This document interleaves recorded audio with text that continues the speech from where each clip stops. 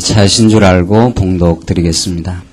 또 메소밥과 야물렉과 아마시아의 아들 요사와 요엘과 아시엘의 정손 스라야의 손자 요시비아의 아들 예후와 또 엘레요네와 야아코바와 여소하야와 아사야와 아디엘과 여시미엘과 부나냐와 또 스마야의 오대선 시므리의 현손 여다의 정손 알론의 손자 시비의 아들 시산이 이 위에 농명된 자는 다 그 본족의 족장이라 그 종족이 더욱 번성한지라.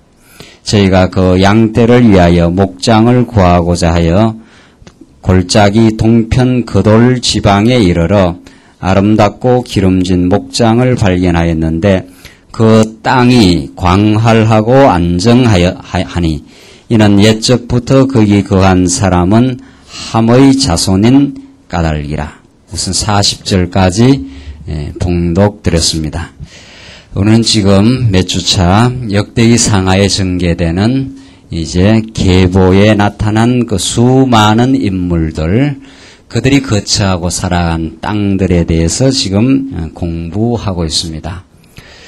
우리가 우리가 잘 알지도 못하는 이런 수많은 인물들을 왜 상고해야 되고 이것이 참 생명의 말씀으로 우리는 그렇게 이해해야 하는지 사실 성경 전체의 그 언약 성취의 그 진리를 깨닫지 못하면 참 우리가 오늘 몇 주차 지금 살피고 있는 이 역대기 상하의 계보의 말씀은 참 그저 아무 무의미한 이름의 나열처럼, 그래서 이런 성경은 그저 지나가야 되는 성경으로 종전에 그렇게 이해해 왔습니다. 그러나 우리가 여러 차례 지금 강조한 대로 역대기 상에 나타난 우리가 지금 읽어나가는 수많은 언약 백성들의 그 이름의 나열들, 그들이 거처한 이러저러한 땅들의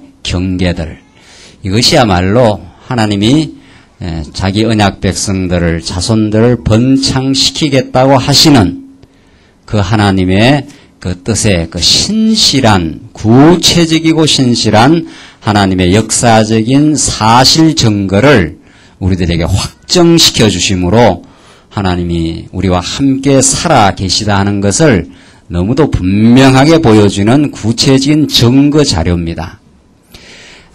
예수님이 이제 부활하신 다음에 이제 엠마오로 가는 두 제자들을 만났는데 얼굴이 슬픈 표정을 지었다고 그랬어요. 누가복음 보면은, 왜냐하면 예수님 그렇게도 바라던, 자기들의 구속자라고 생각했던, 구원자라고 생각했던 예수님이 로마의 형틀에 매달려서 처참하고 나약한 모습으로 죽어버렸으니까 예수님에게 걸었던 모든 소망이 다 이제 끊어지고 얼굴이 그 슬픈 표정이었다. 참 재밌는 그 대목입니다.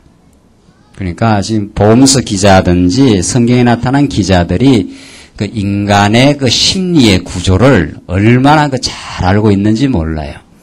그러니까 모든 그 희망의 상징이었던 메시아가 나약하게 죽어버렸으니까 이제 마음에 슬픔이 찾아온 거죠. 그러니까 예수님께서 찾아가서 너들 왜 그렇게 슬퍼 있느냐 이거죠. 그 인간의 모습 아닙니까?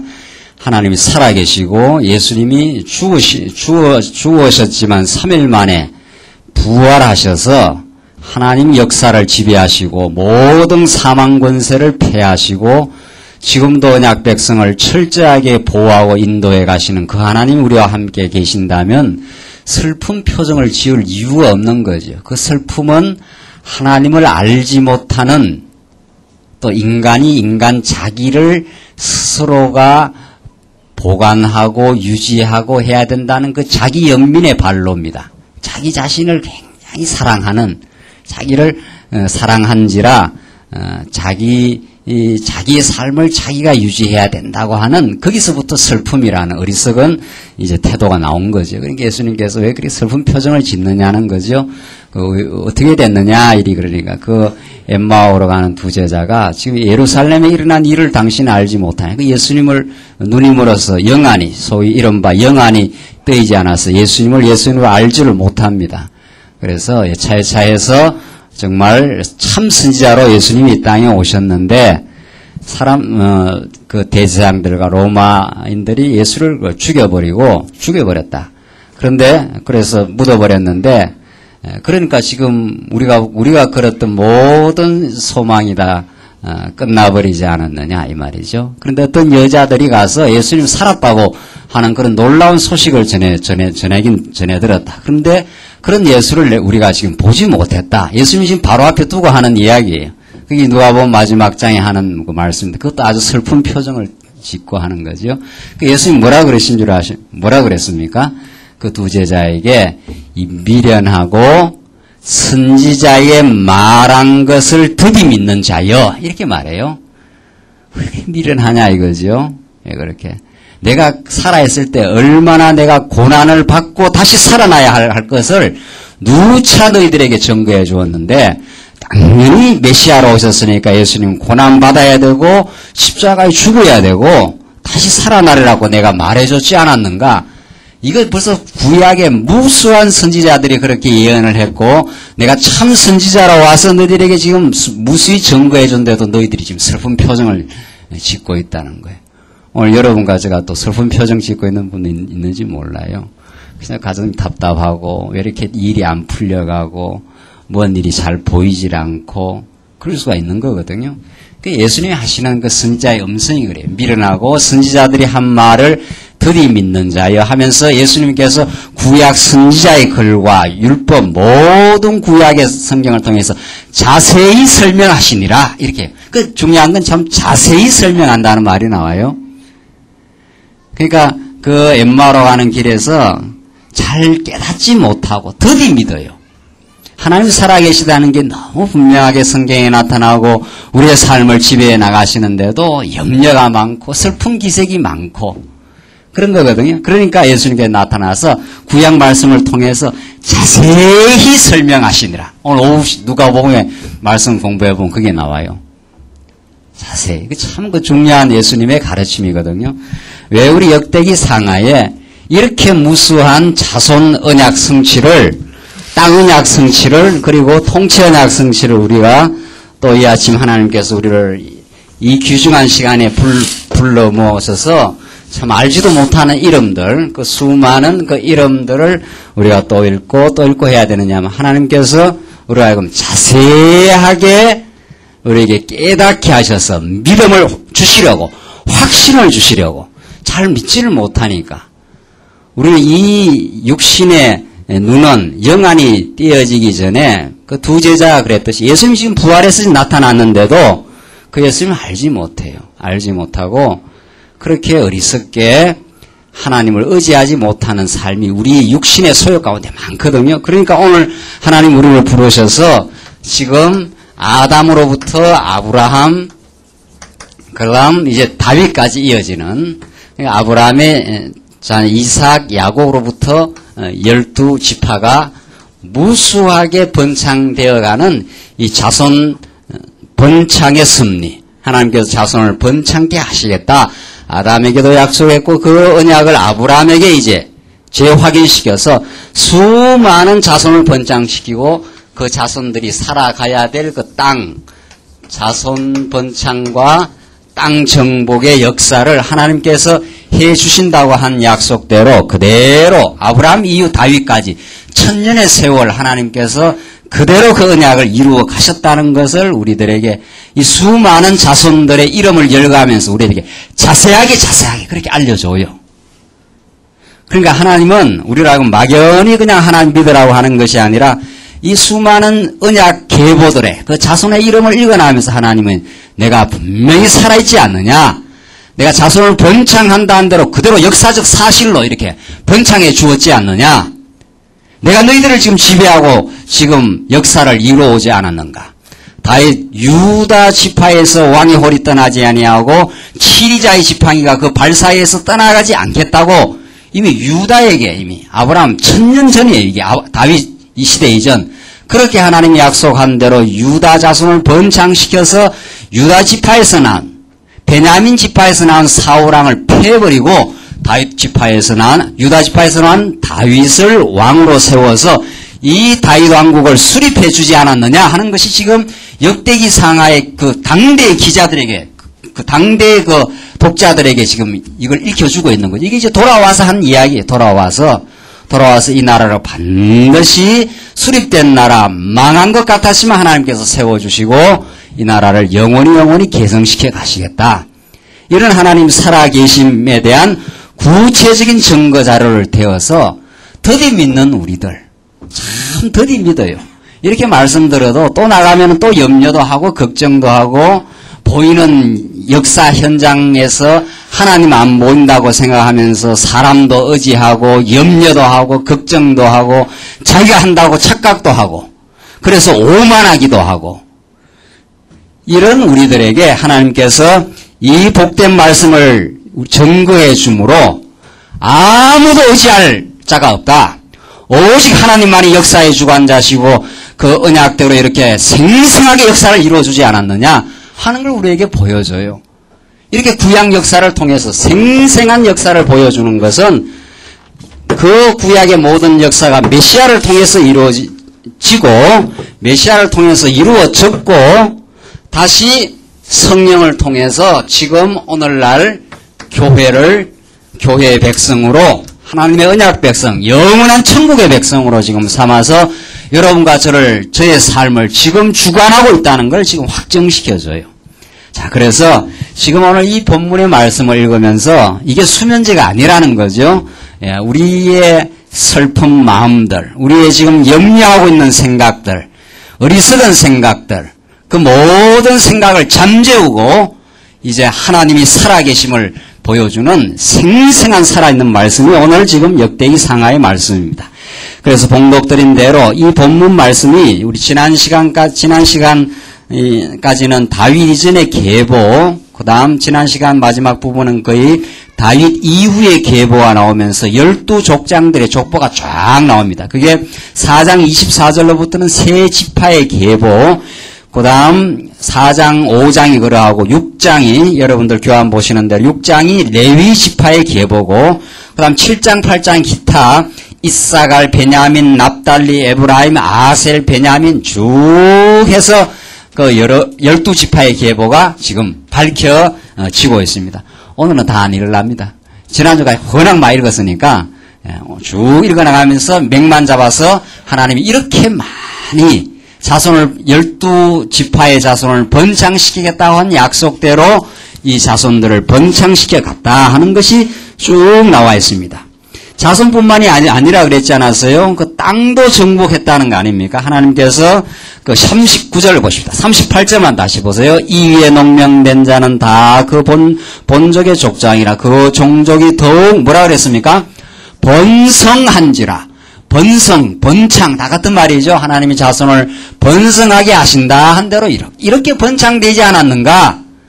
이게 역사적인 사실이라 이 말이죠. 성경이라는 것이 막연한 소설처럼 인간이 머릿속에서 허구적으로 그냥 만들어낸 상상의 이야기가 아니라는 거예요.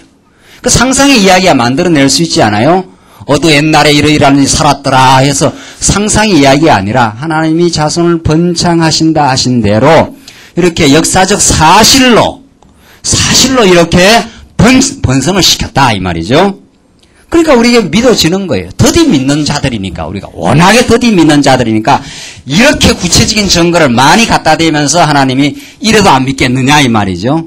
안 믿을 사람은 할 수 없지만은 하나님께서 이제 택한 백성 믿게 할 사람은 털없이 믿게 하려고 이렇게 번성케 하셨어요. 39절 저희가 그 양떼를 위하여 목장을 구하고자 하여 골짜기 동편 거돌 지경에 이르러 아름답고 기름진 목장을 발견하였는데 그 땅이 뭐라 그랬습니까?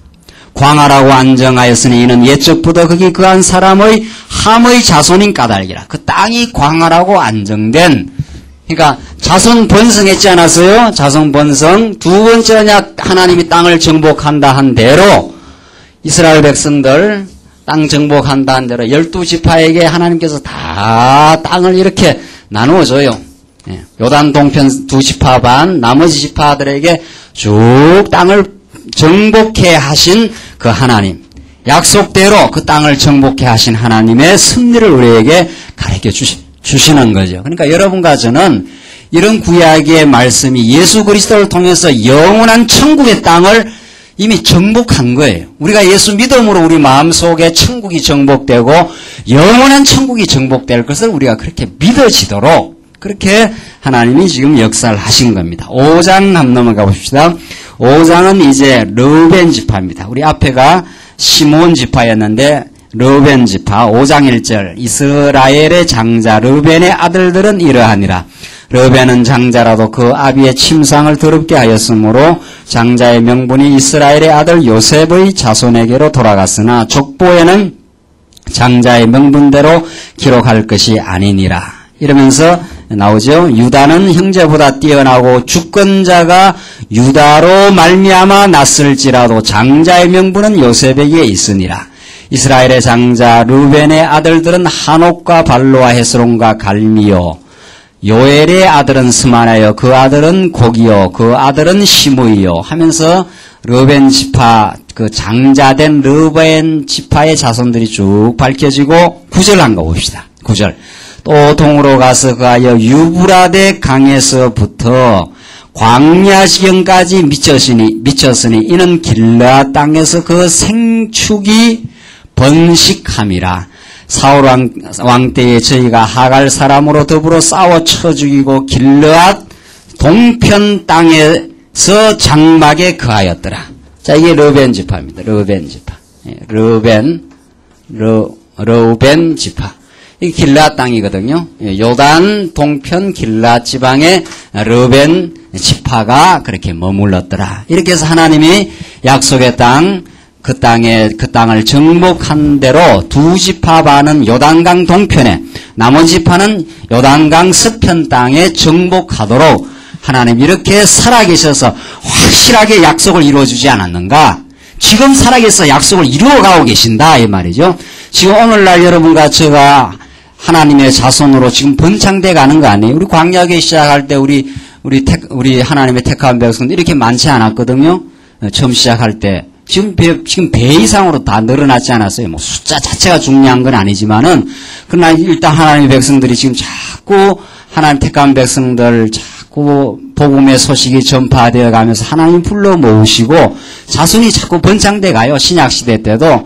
그러면서 우리 마음속에 천국의 땅이 지금 정복되어 가듯이 르우벤 지파가 요단 동편 땅 길르앗 땅을 정복해 들어가듯이 우리 마음속에 있는 어둠의 생각들을 말씀이 정복해버리고 밝고 정말 감사하는 마음으로 원망하고 슬픈 기색이 사라지고 하나님 우리를 사랑하셔서 지금까지 우리의 삶을 인도해 오셨고 우리 마음속에 천국의 땅을 정복하도록 그리고 영원한 천국의 땅을 정복해 가도록 하나님이 지금 광야 같은 삶이지만 이사야의 표현대로 말하면 광야를 에덴처럼 만들어주겠다. 이게 이사야의 예언이에요.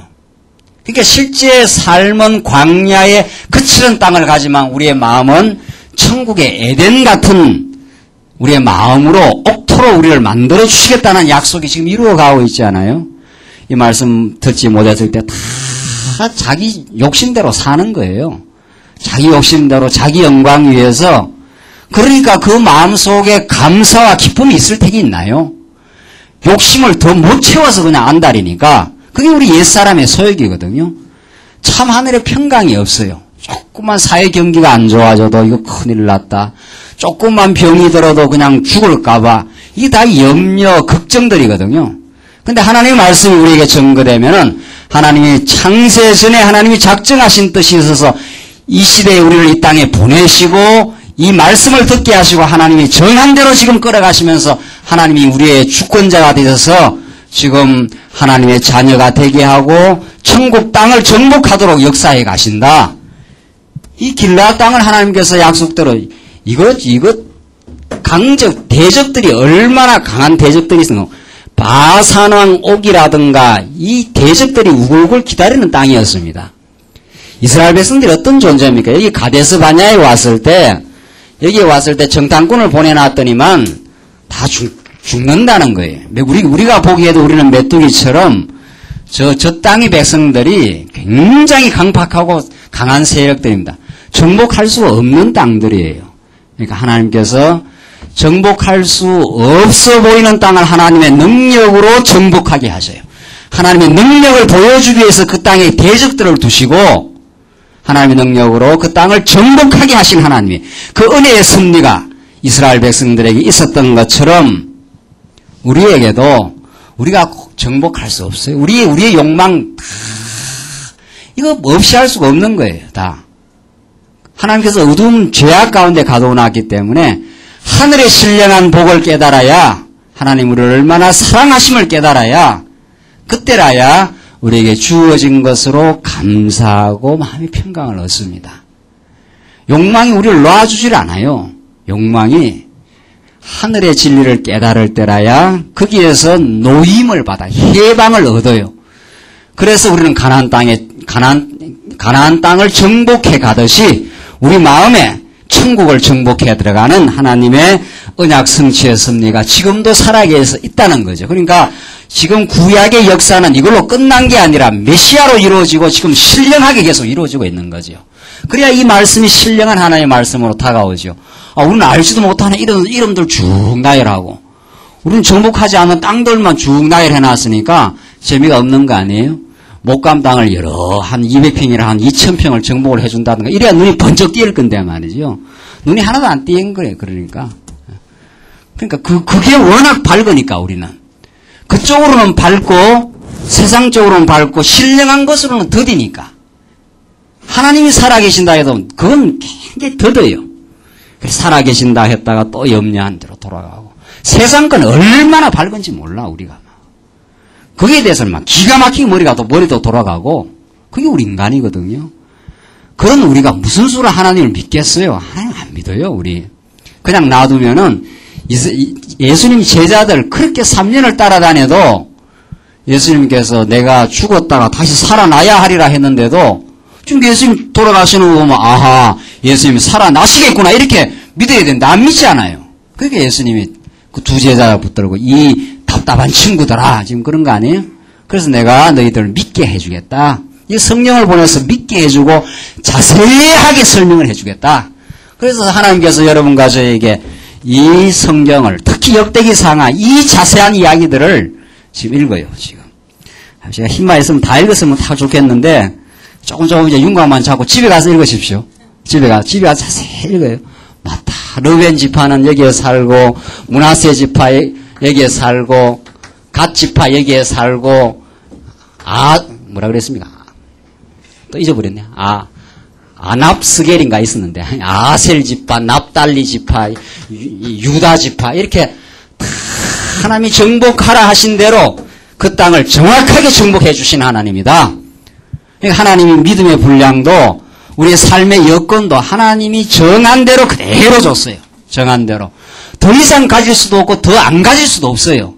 믿음의 분량도 그렇고 세상 것도 그렇고 그렇게 하나님이 정한 대로 하셨다는 걸 믿기만 하면은 그냥 마음에 평안이 찾아오는데 그게 안 믿어지잖아요. 더 못 가져서 안달이고 내 뜻대로 살려고 안달이고 그러니까 우리의 마음속에 슬픔도 찾아오고 걱정도 찾아오는 거예요. 자, 그래서 지금 오늘 이 말씀이 우리에게 어떤 하나님을 증거합니까? 그러니까 11절 갓 자손은 르벤 사람을 마주 대하여 바산 땅에 거하여 살르까지 미쳤으니 11절이 갓 자손이네요. 므낫세가 여기 위에입니다. 므낫세 위에고 여기가 갓 여기 아니고 르벤 갓 므낫세 이렇게 갓 자손은 르벤 사람을 마주 대하여 바산 땅에 거하여 살르까지 미쳤으니 족장은 요엘이요 다음은 사밤이요 또 야네와 바산에 거하는 사밧이요 하면서 이제 갓 자손이 이제 점점 그 땅에 어떤 땅에 거하게 되었냐를 밝혀주면서 자손 이야기를 쭉 설명을 해주고 있습니다. 18절 보십시다. 18절 18절로 26절은 이제 두 지파 반이 승리했을 때의 거처와 패망 후의 거처입니다. 두 지파 반이 르벤 자손과 갓 자손과 므낫세 반 지파에 나가 싸울 만한 용사 곧 너희 방패와 칼을 들며 활을 당기어 싸움에 익숙한 자가 44,760이니라. 저희가 하갈 사람과 여두루와 나비스와 노답과 싸우는 중에 도우심을 입었으므로 하갈 사람과 그 함께한 자들이 다 저희 손에 패하였으니 이는 저희가 싸울 때 여호와께 의뢰하고 부르짖음을 하나님이 들으셨음이라. 자, 전쟁의 승패를 하나님이 주관하시는데 하나님께서 승리케 하시려면 그들에게 하나님만을 의지하는 믿음을 주셔서 승리케 하신다. 지금 그 말이죠. 그 다음 23절 보십시다. 23절은 이제 패배했을 때입니다.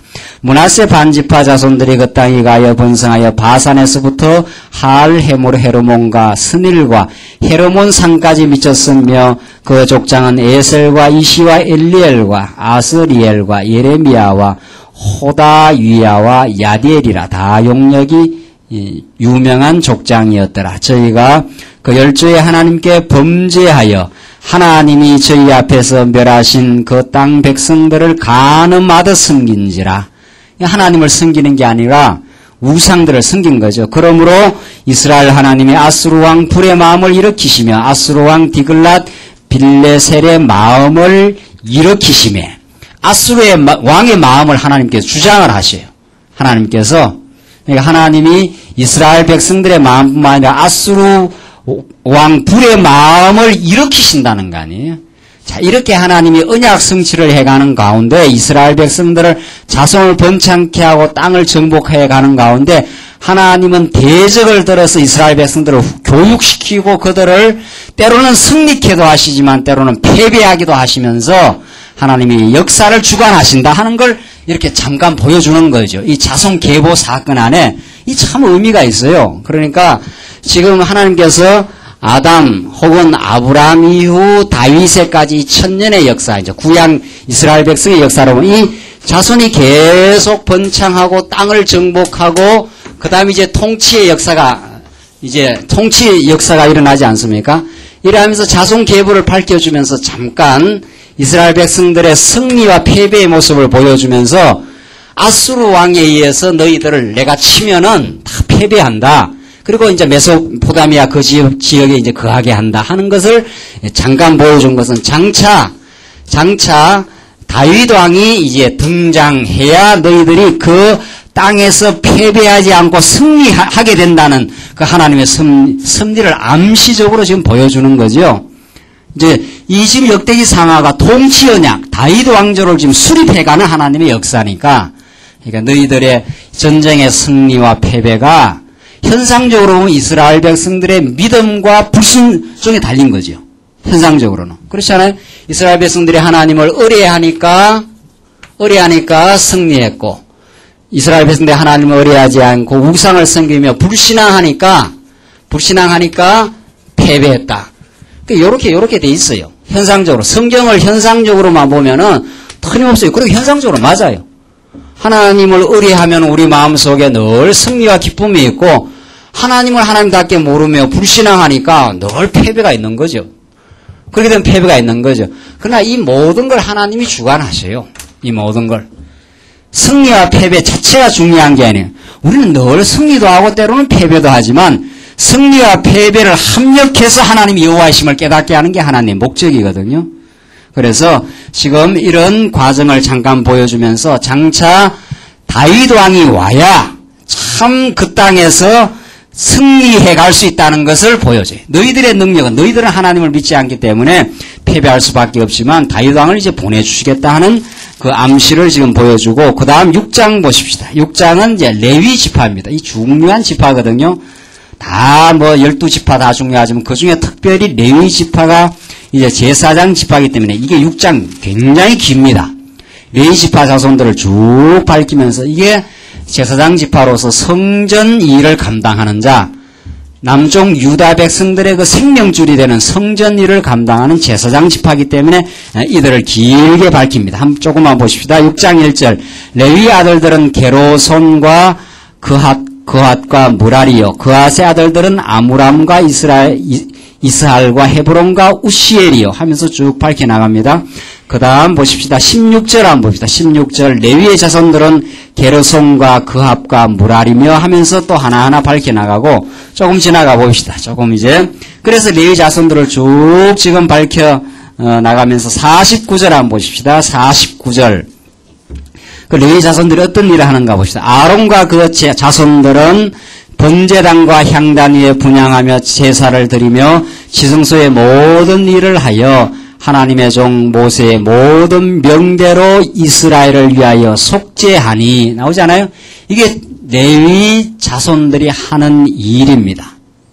이게 하나님께서 모세에게 이미 레위 지파들이 성전에서 영영히 하나님을 섬기는 제사장 직분의 일을 하게 된다. 이미 신명기에 예언을 해놨는데 그대로 레위 지파가 계속 이스라엘 백성들이 자손이 번창하는 가운데 유다 지파가 계속 이루어지는 가운데 성전에서 제사를 드림으로 그 백성들 이미 범죄할 거 하나님이 다 알아요. 그 백성들 그 땅에 들어가서도 음란하다 하나님 섬길 거 알고 음란하다 하나님 섬기는 그들을 다 속죄해 주실 이런 제사 제도 그 제도를 감당할 레위 지파를 쭉 밝혀줍니다. 자, 이렇게 해서 좀 지나가십시다. 이래서 레위 지파가 사는 그 48성들을 그 뒤에 쭉 밝혀줍니다. 레위 지파가 어디에 살게 된다고 하는 그 성들을 쭉 밝혀주고 7장 넘어가십시다. 7장. 그 다음 7장부터 이제 8장까지가 기타 지파의 계보인데 자, 그러니까 세 지파 밝혔고 시므온, 르벤, 갓 지파 밝혔고 그 다음 레위 지파 나오고 7장부터가 이제 이사갈, 베냐민, 납달리 이런 식으로 쭉 밝혀나가는데 이 지파들은 창세기 49장에서 창세기 49장 아브라함, 이삭, 야곱이 있잖아요. 야곱이 12지파에게 그 예언을 해줬습니다. 축복 예언을 해줬지 않았어요? 그 축복 예언한 그대로 12지파의 상황이 전개되어 갑니다. 자, 그래서 그러한 내용을 쭉 우리가 이해를 하시면서 7장 보십시다. 이사갈 아들들은 돌라와 부하와 야숲과 시므론 네 사람이며 하면서 쭉 이사갈 그 아들의 모습을 밝혀주고 6절 보십시다. 6절. 그 다음 베냐민입니다. 베냐민의 아들들은 벨라와 베겔과 여디아엘 세 사람이며 하면서 베냐민 아들들이 나오고 13절로 지나가 봅시다. 그 다음에 납달리의 아들 나오죠. 납달리 지파 14절. 므낫세의 아들들 하면서 므낫세 아들들이 쭉 나오고 20절 봅시다. 20절. 에브라임의 아들 해서 에브라임의 아들 쭉 나오고 30절로 넘어가면은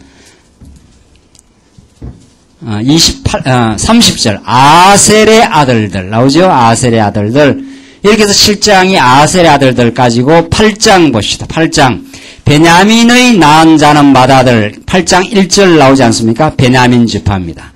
자, 베냐민 지파를 제일 마지막에 밝히면서 29절로 가봅시다. 베냐민 지파에서 누가 나옵니까? 베냐민 지파에서 이제 사울이 나와요. 자, 이제 재밌는 부분은 자, 12지파를 다 밝혀주고 하나님께서 정말 자손 번창한다는 대로 12지파가 지금 쭉 다 밝혀주고 마지막에 베냐민 지파를 말하면서 베냐민 지파에서 누가 나옵니까? 사울왕이 나오는 이 계보를 유독히 이제 더 밝혀요. 한번 보십시다. 사울왕의 계보가 이제 두 번 나오는데 재밌는 부분은 29절, 8장 29절을 보십시다. 8장 29절. 기브온의 조상 여이엘은 기브온에 거하였으니 그 아내 이름은 마가며 장자는 압돈이요 다음은 술과 기스와 발과 나답과 그돌과 아히오와 세겔이며 미글롯은 시므아를 낳았으며 이 무리가 그 형제로 더불어 서로 대하여 예루살렘에 거하였더라. 넬은 기스를 낳았고 기스는 누구를 낳아요? 사울을 낳았고 사울은 사울 아들 아닙니까? 말기소아와 아비나답과 에스바를 낳았으며 하면서 이제 베냐민 지파 가운데서 사울의 그 전통을 그 계보를 쭉 밝혀나가면서 8장 마지막까지 이루어져요. 요 계보가 이게 지금 몇 장이죠? 8장 아닙니까? 요 지금 베냐민 지파에서 바울의 계보가 다시 9장에 다시 반복이 돼요. 9장의 마지막에 다시 한번 반복이 되고 사울 계보죠. 다시 반복되고 그 다음 누가 등장합니까? 예, 다윗이 등장해요. 그러니까 이걸 지금 밝히는 이유가 있어요. 이걸. 자, 그 이유를 이제 9장에서 넘어가서 이제 해봅시다. 9장. 자, 이렇게 해서 이제 12지파 다 밝혀졌어요. 그리고 사울을 마지막에 밝혔고 9장에 넘어가면 이제 귀환한 지파의 계보입니다. 자, 이들이 이제 쭉 12지파가 번창을 약속대로 했습니다. 그리고 지금 바벨론 잡혀갔죠, 이들이. 이렇게 번창을 자손도 번창하고 땅도 다 정복해서 많이 번창했는데 지금 이들을 하나님께서 한번 바벨론 손에 의해서 완전히 초토화시키고 그들을 내버렸어요. 그래서 완전히 이 나라가 그냥 붕괴되어 버렸어요. 자손도 다 데려가고 땅은 완전히 초토화가 되고 뭐 통치는 말할 것도 없고 왕을 시드기야 두 눈을 다 뽑아가서 여호야킨을 다 데려가 버렸으니까 우리 열왕기상 제일 마지막 부분 배운 내용 아닙니까? 그래서 이 나라가 흔적도 없이 사라진 것처럼 그렇게 된 거거든요. 그런 상황을 거쳤지만 하나님 무너뜨릴 나라를 무너뜨려 버렸지만은 세울 나라를 얼마나 이제 세워가는지 몰라요. 이게 장차 오실 메시아 사건의 적중이 되고 여러분과 저의 신앙생활이 그대로 이루어집니다. 그대로. 우리는 신앙생활을 한다 그러면 뭐든지 잘 되는 것만 생각하고 이 땅에서 복받고 건강한 거 그거 다 세워져 가는 쪽으로 육신의 형통을 생각하지만 하나님은 우리 안에서 무너져야 될 걸 얼마나 하나님께 철저하게 무너뜨려 나가는지 몰라요. 그게 불신앙의 생각들 아닙니까? 그 육신의 소욕들이거든요. 그거 하나님께서 다 무너뜨립니다. 그러나 하나님께서 우리 안에 세워져야 될 귀환에서 돌아와서 다시 나라를 세워가는 그 극적인 하나님의 역사를 일으키는데 9장 내용이 바로 그런 내용이에요. 9장 내용이 보십시다. 9장 1절 온 이스라엘이 그 계보대로 계수되고 이스라엘 열왕기에 기록되니라. 유다가 범죄함을 인하여 바벨론으로 사로잡혀 갔더니 그걸 밝히지 않아요. 이게 현상적인 이유거든요. 근본적인 이유는 하나님의 언약대로 잡혀간 거고 그 현상적인 이유는 유다가 범죄함을 인하여 바벨론으로 잡혀가. 이게 현상적인 맞아요. 유다가 얼마나 하나님을 배반합니까? 히스기야 왕 때도 히스기야가 이게 이제 히스기야 왕이 있잖아요. 히스기야 이게 유다 말기에 굉장히 의로운 왕인데도 이 히스기야 왕마저도 사실은 나중에 바벨론에 나중에 잡혀가는데 이제 히스기야 그 이후에 히스기야 왕마저도 하나님 얼마나 배반하는지 몰라요.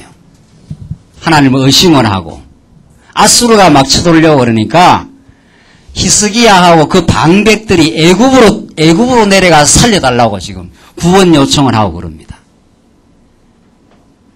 그러니까 이때 이스라엘 백성들이 범죄한 건 이루 말할 수가 없어요. 하나님 의지하지 않아요. 그런 백성들, 그 범죄를 인하여 하나님께서 이제 그들을 전부 바벨론으로 사로잡혀갔더니 했지 않았어요? 1절에. 그래 다 사로잡혀갔어요. 그러니까 바벨론을 사로잡혀갔다는 것은 이 당대 최고의 바벨론이 패권자들이니까 얼마나 강대한 나라니까 다시 돌아올 것 같지 않았지만은 2절 보시죠. 먼저 그 본성으로 돌아와서 했잖아요. 하나님께서 다윗 왕국을 무너뜨리는 것 같지만은 아주 무너뜨리지 않는 하나님이에요. 그래서 지금 돌아온 백성들의 이름을 쭉 다시 나열하죠. 그러니까 한번 이렇게 쫙 번창을 했다가 완전히 한번 무너뜨렸다가 다시 이제 돌아온 거예요. 다시 돌아온 백성들의 이름을 나열해 주는 것은 내가 다윗 왕조 그 등불을 끄지 않겠다. 하나님께서 약속한 그 약속대로 그대로 그 약속을 지켜주시는 신실한 하나님이다 하는 것을 지금 이 돌아온 백성들의 자손들의 이름을 통해서 우리에게 자세히 읽어보라고. 잘 안 믿으니까 우리가 하도 더디 믿으니까 한번 읽어봅시다. 그 돌아온 사람들은 조금 먼저 그 본성으로 돌아와서 그 기업에 거한 자는 이스라엘 제사장들과 레위 사람들과 느디님 사람들이라. 유다 자손과 베냐민 자손과 에브라임과 므낫세 자손 중에서 예루살렘에 거한 자는 유다의 아들 베레스 자손 중에 우덴이. 자, 유다의 아들 나오잖아요. 유다의 아들이 돌아와야 되잖아요. 이 왕족들이. 자손 중에 우덴이 저는 암미우스의 아들이요 오므리의 손자요 이므리의 정손이요 바니의 현손이며 실로 사람 중에서는 장자 아사야와 그 아들들이요 세라 자손 중에서는 요엘과 그 형제 690인이요. 정확하게 이름까지 숫자까지 밝혀가지고 이렇게 하나님께서 언약 백성들 다 망한 것 같았지만 다시 이렇게 귀환했지 않았느냐. 내가 지금 살아있는 여호와 하나님이다 하신 그 말이죠. 하나님은 이 말씀 통해서 다 망한 것 같았지만 다시 그 백성들 자손들 다 돌아와서 나라를 세워주신 하나님이다. 그 말이에요. 지금 우리 한국교회가 얼마나 지금 무너져 나가는지 몰라요. 하나님 여호와가 선포가 안 돼요. 언약대로 영원히 뜻을 이루어가는 하나님이 선포 안 되니까 얼마나 무너져 나가는지 몰라요. 지금 초토화가 됐어요. 자유주의 신학이 지금 그냥 신학의 안방을 다 지금 넘실대고 있고 신비주의가 한국교회로 확 썰어버렸으니까 성경 계시 말씀 지금 이렇게 배우질 않잖아요. 성경을 차근차근 그냥 가서 그냥 지금 계시 받고 지금 예언하고 방언하고 그 부흥의 물결이 그 신비주의가 화감 휩쓸어버리니까 성도들이 성경을 볼 지금 눈이 없는 거예요. 지금 거기다 율법주의는 성도들을 계속 억압하고 있지. 그래서 한국교회가 무너질 대로 무너져 나가는 것이지만 하나님께서 남은 그루터기를 하나님이 세워주겠다. 하나님께서 무너뜨리는 거예요. 이것도 이사야 예언의 말씀 따르면은 언제까지 이 예언을 전해야 됩니까 하니까 이사야가 그 땅이 성읍이 황폐할 때까지 예언을 전해라 그래요. 완전히 무너뜨려버리겠다 내가. 그러나 하나님께서 남은 그루터기를 남겨두겠다. 하나님께서 남은 그루터기를 남겨두어서 하나님의 소망의 역사를 또 만들어내셔요. 하나님이 그 역사 현장에 우리가 있는 거죠, 지금. 지금 하나님이 하시는 그 구약 시대대로 말하면 이사야 선지서를 통해서 그 주셨던 예언의 말씀처럼 하나님께서 오늘 이 시대에 지금 무너져가는 한국교회 또 무너져 버렸던 우리의 마음들을 하나님께서 다시 세워나가시는 역사가 있어요. 하나님께서 그 많은 백성들을 다 초토화되고 다 그냥 개 끌려가듯이 끌려가고 그 나라가 다 불바다 되어버린 거예요. 그러나 그 백성들을 버리지 않아요. 지금 돌아오게 하잖아요. 이 많은 백성들의 이름을 밝히잖아요. 690인이요 하면서 막 수백 명이 지금 그 자손들을 유다 지파 자손들을 지금 밝혀서 이렇게 지금 내가 돌아오게 한다 지금 그 말이죠. 그래서 10절을 보십시다. 10절. 자, 그래서 쭉 자손들의 이름이 밝혀져 10절 제사장 중에서는 여다야와 여호야립과 야긴과 해서 제사장이 돌아와야 되잖아요. 유다지파 왕족만 돌아와서 되는 게 아니라 제사장이 돌아와야 또 성진이 다시 세워지죠. 그 다음 14절 보십시다. 14절 레위 사람 중에서는 하면서 레위 지파가 나오고 17절 보십시다. 17절 문지기가 또 돌아와요. 성전 문을 지키는 그 문지기도 있어야 되잖아요. 그러니까 하나님께서 골고루 다 필요한 백성들 돌아오게 해요. 문지기는 살룸과 악국과 달몬과 아히만과 그 형제니 살룸은 그 두목이라 해서 문지기가 쭉 나옵니다. 문지기 역할 한번 보십시오. 19절 고라의 정손 에비아삽의 손자 고레의 아들 살룸과 그 종족 형제 곧 고라의 자손이 수종드는 일을 맡아 성막문을 지켰으며 나오잖아요. 이게 문지기가 하는 일이거든요. 성막문을 지켰으니 그 열조도 여호와의 영을 맡고 그 들어가는 곳을 지켰으며. 그러니까 유다 자손 돌아왔지요. 제사장 돌아오지요. 레위 지파 돌아오지요. 문지기 돌아오지요. 그 다음 28절 보십시다. 28절. 문지기 이름이 쭉 나오고 28절 그 중에 어떤 자는 섬기는 데 쓰는 기명을 맡아서 이 금기명, 은기명 쭉 성전에서 쓰는 그릇들 이거 기명들을 맡아서 하는 이런 사람들 돌아오고 그 다음 33절 마지막 보십시오. 또 찬송하는 자가 있으니 곧 레위 족장이라 저희가 골방에 가하여 주야로 자기 직분에 골몰하였으니 다른 일은 하지 아니하였더라. 이 찬송하는 자가 또 있어요. 자기 직분에 골몰하도록. 자, 그러니까 유다 지파 돌아왔지요. 제사장 돌아오지요. 레위 지파 돌아오지요. 문지기 돌아오지요. 그 다음에 섬기는 자 돌아오지요. 기명을 섬기는 자. 그 다음 또 뭡니까? 찬송하는 자 돌아오지요. 이 사람들이 전부 바벨론에 사로잡혀 갔다가 돌아온 자들의 이름을 쭉 거명해 주는 거죠. 이게 하나님의 구약의 다윗 왕국을 지금 수립해가는 역사예요. 이 역사처럼 지금 하나님께서 이 시대에 하나님의 교회를 세워가기 위해서 다 죄악 가운데서 사로잡혀져 있던 하나님의 백성들을 지금 불러 모으지 않아요. 지금. 그래서 다 직분을 다 줘요. 지금 찬송하는 자가 자기 직분의 골몰함으로 다른 일은 하지 아니하였더라 하는 것처럼 하나님께서 우리 다 각자에 주신 직분들이 있어요. 그래서 하나님의 나라를 지금 세워가는, 구약이 이렇게 해서 다윗 왕국을 수립하고 그 다윗 왕국을 세워가시듯이 지금 오늘 신약시대에 예수 그리스도께서 우리를 지금 각자 불러 모아요. 지금 불러 모아서 다 직분을 줘요. 그러니까 여기 교회는 목사도 있는 거고 장로도 있는 거고 권사도 있는 거고 반사도 있고 집사도 있고 뭐 청년부도 있고 유년부도 있고 뭐 다 있잖아요. 하나님께서 다 불러 모아요. 이걸 누가 하신다는 거예요? 누가? 이걸 하나님께서 때가 되면은 말씀을 전하는 종을 세우고 그 말씀을 통해서 하나님께서 말씀 들어서 그 직분을 받을 사람들을 세워 하나님의 교회를 세워가는 역사, 그 생생한 역사를 돌아오게 하신 이 구약의 역사를 통해서 우리는 읽을 수가 있는 거죠. 그래서 우리 광야교회를 누가 세운다는 거예요? 광야교회를 누가 지금 세워가신다는 거예요? 하나님이 다 정한 때 정확한 하나님의 성전의 제목들을 불러 모아요. 어떻게 김 목사가 돌아다니면서 다 불러 모으겠습니까?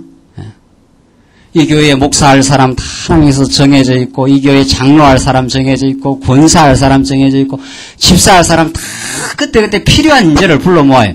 그러니까 우리는 교인 욕심을 내질 않지 않아요. 꼭 우리 교회 와야 된다 이런 것도 아니에요. 그러니까 오는 사람을 막질 않고 가는 사람은 붙들지 않는 교회예요. 그러니까 참 자유로운 교회예요. 여기는. 왜 하나님이 그렇게 이 광야교회에 있어야 될 성도라고, 그 직분을 맡아야 할 성도라고 생각하면 그거는 뭐 어김없이 되는 거예요. 어김없이. 그래서 하나님의 교회를 세워가는 거니까. 이 안 믿어지십니까? 지금도 더디 믿어지십니까? 예. 이 잘 안 믿어지면 이제 한참 더 훈련을 받아야 되는 거죠. 한참 더 받구나, 틀림없구나. 예. 그러니까 우리는 하나님이 다 정한 사람 불러서 모은다. 목회자가 하나님이시라니까요. 하나님. 저는 그냥 진짜 목회자 되시는 하나님께서 너 가서 다른 소리 증거하지 말고 너 뜻을 네가 생각하는 무슨 사상이 있다면 그걸 증거하면 안 된다. 하나님이 교회를 불러 모으시고 하나님이 구약시대 때 귀한 자를 이렇게 다 직분마다 유다 지파 제사장 레위 지파 문지기까지 섬기는 자까지 찬송 부를 자까지 그 직분 맡을 자까지 다 하나님이 불러 모으니까 가서 하나님이 그렇게 하신다고 증거하라 지금 그 말이죠. 그래서 이 말씀은 그냥 하나님이 이 다윗 왕국을 약속대로 세워가시는 전능자 하나님이십니다 이 말이죠. 그런 섭리를 우리는 우리 광야교회, 우리 짧은 광야교회 11년의 세월을 통해서도 우리는 너무도 생생하게 알고 있지 않아요? 야, 하나님이 그때가 되어서 다 말씀 듣게 하시고 하나님이 꼭 우리 광야교회에 필요한 일꾼 때가 되니까 불러주셔서 말씀 깨닫게 하고 그럼 무슨 수로 제가 깨닫게 하겠어요? 저는 그냥 증거하라니까 증거만 하는 거지 깨닫게 하는 역사가 성령의 역사예요. 그러니까 이 교회에서 직분을 맡아서 하나님을 섬기며 진리를 지켜가야 될 성도는 이 교회에서 하나님께서 진리를 깨닫게 하셔요.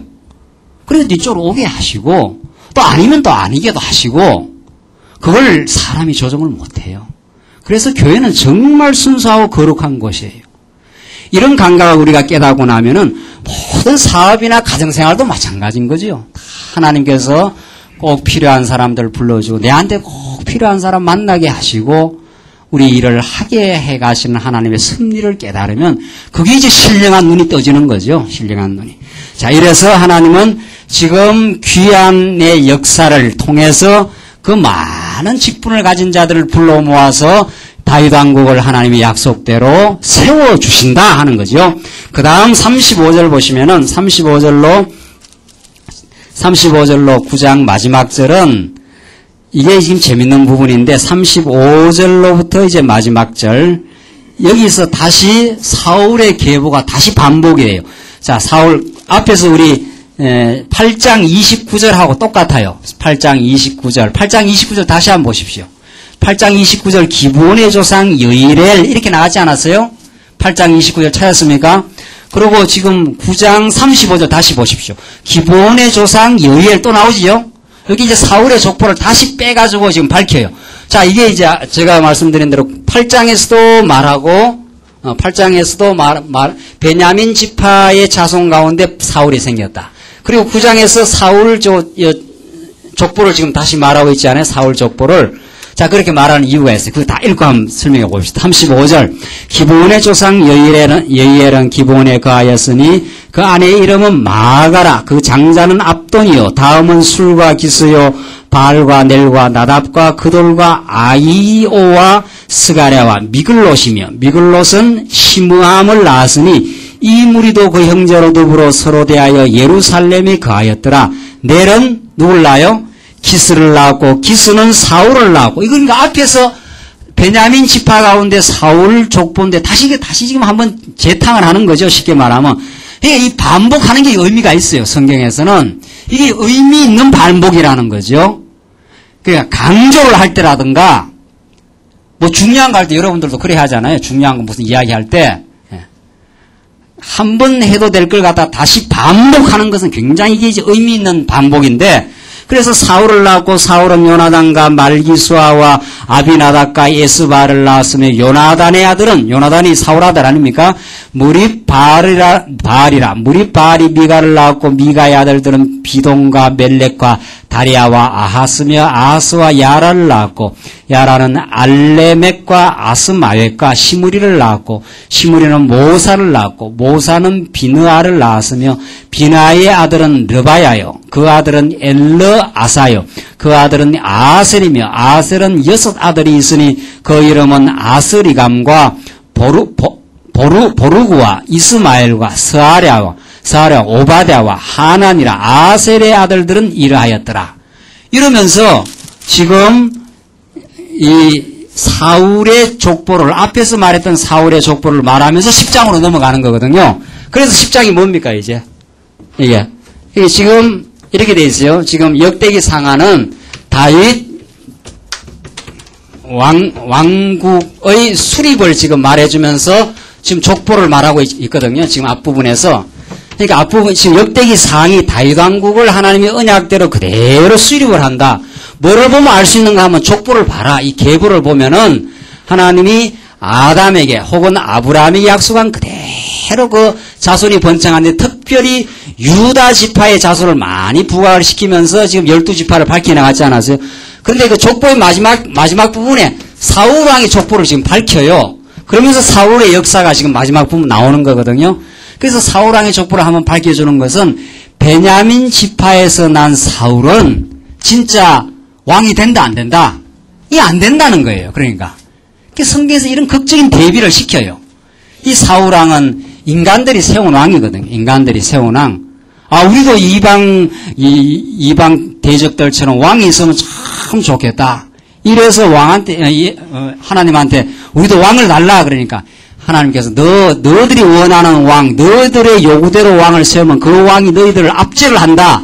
그래도 좋으냐 그러니까 달라는 거예요. 그게 인간의 욕심이죠. 어리석음이죠. 그러니까 그대로 하나님께서 해줘버려요. 탕자가 나갈 때나 마찬가지죠. 너 나가면 안 되는데 이 말이죠. 아버지 속마음 너 나가면은 너 망하게 돼 있는데 아버지가 다 알죠. 그래 탕자가 나간다니까 나가라는 거죠. 그 교육시킨 거죠. 사울 왕을 세워서 그 나라가 되겠느냐 이 말이죠. 사울 왕은 베냐민 지파 아닙니까? 베냐민 지파.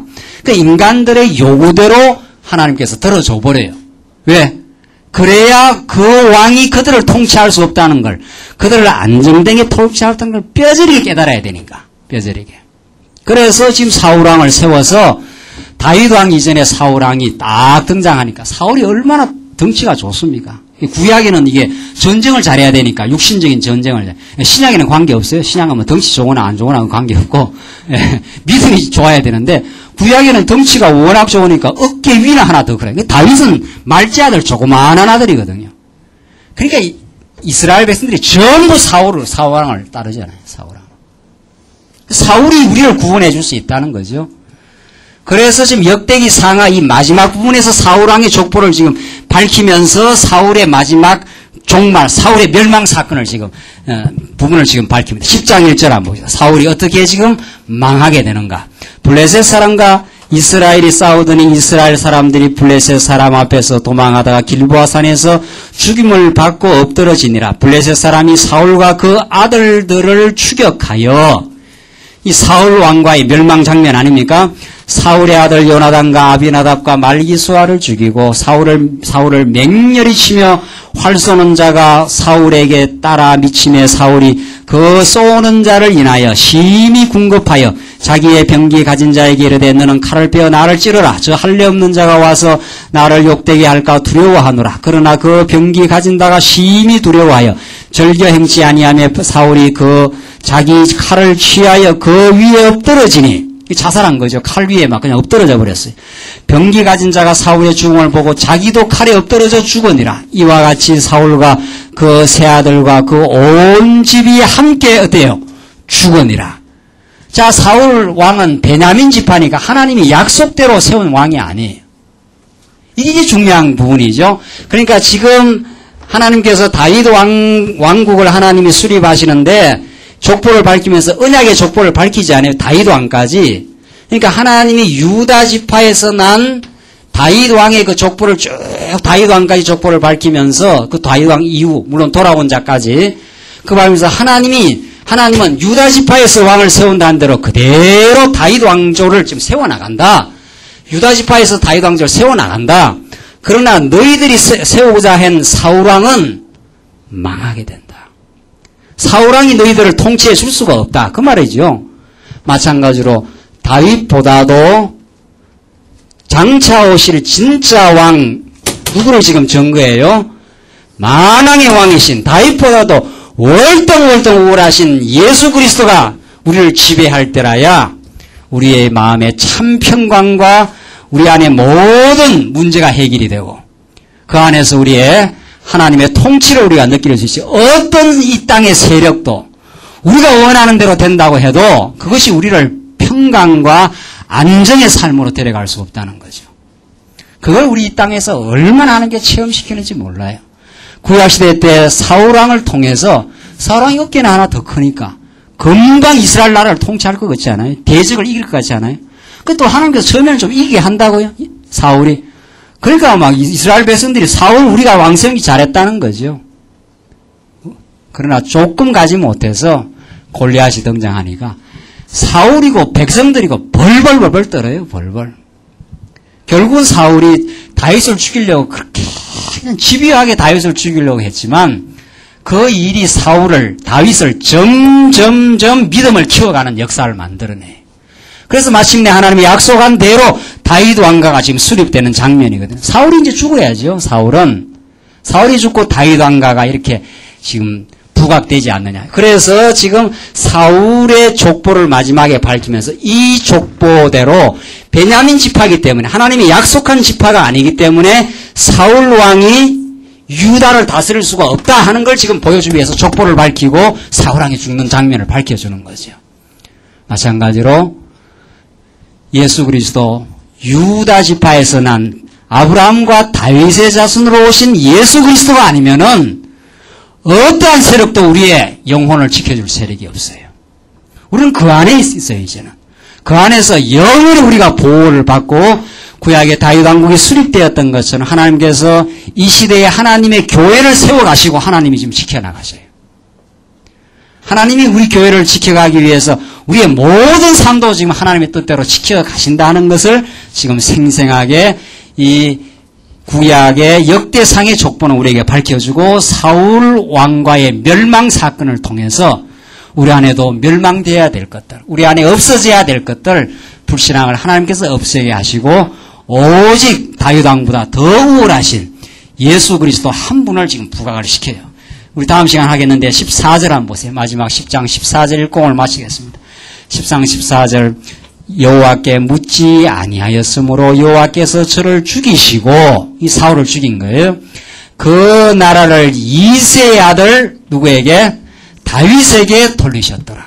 하나님 약속대로 유다 지파에서 난 다윗을 통해서 다윗 왕가를 이루어내지 않았는가? 하나님 참 살아계시지 않느냐 하는 것을 역대상 기자를 통해서 우리에게 생생하게 보여주시고 있습니다. 하나님 살아계셔서 지금도 오늘 그리스도의 통치를 받는 우리 교회 백성들, 여러분과 저를 지금 지키고 영원히 우리와 함께 하십니다. 기도하십시다. 우리 자비하신 하나님 아버지, 은혜와 사랑을 참으로 감사합니다. 우리의 능력으로 우리의 삶을 유지하고 우리의 생존을 보호하는 줄 우리가 얼마나 염려하고 걱정하며 살아왔던 저희들이지만 하나님께서 우리를 지키시고 구약 백성들 약속대로 자손을 번창케 하시고 땅을 정복하게 할 뿐 아니라 그 나라를 영원히 통치해 주신 다윗을 세워서 통치해 주셨던 하나님께서 오늘 그리스도를 이 땅에 보내셔서 우리 그 그리스도의 품 안에 있게 하시고 우리의 영혼을 천국 가는 날까지 지켜주시는 하나님의 약속에 신실함이 있기에 우리 그 하나님을 믿고 의지할 수 있어 참으로 감사합니다. 이제 범사의 하나님을 의지하는 참 믿음이 생겨나게 하셔서 염려와 걱정 사라지고 확신 가운데 승리의 삶 살아갈 수 있도록 인도하시옵소서. 예수님 이름으로 기도하옵나이다. 아멘.